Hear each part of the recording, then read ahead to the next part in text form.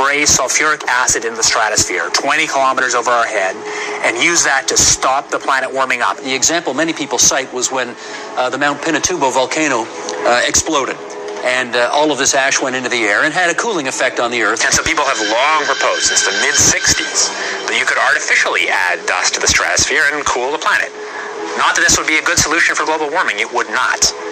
But it does show the way we're steadily developing the powers to manipulate the planet with comparative ease. That sulfur in the lower atmosphere is masking some of the climate warming from CO2. So is this the global dimming or something? Yeah. Other leading ideas basically to emulate what big volcanoes do, put material in the stratosphere to reflect sunlight. So the problem is the following. If you add SO2 to the stratosphere, SO2 doesn't condense. So you might want to put alumina in. Alumina has a very high initial refraction. It's very small. It doesn't coagulate. And you can engineer particles that have particular properties. You can get them out of the stratosphere. You can concentrate particles near the poles. Costs are so cheap that the richest people on the planet could perhaps afford to buy an ice age. It's extraordinarily cheap. I knew it was cheap when I found that they were quoting me in tons. It's also true that particles, as they get bigger, fall out a lot faster. We sort of step back and think, okay, well, how would you actually make particles in the stratosphere?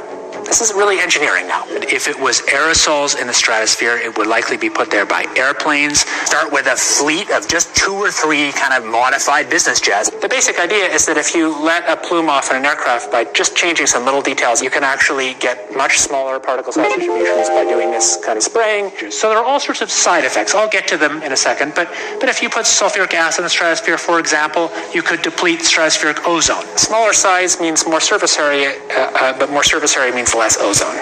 Is this stuff in the stratosphere going to be killing some number of people that are going to be sacrificed? It's an obvious concern. So if it kills 1 million people and we're only doing 1% more, we're just killing 10,000 more people. You can do math. Okay.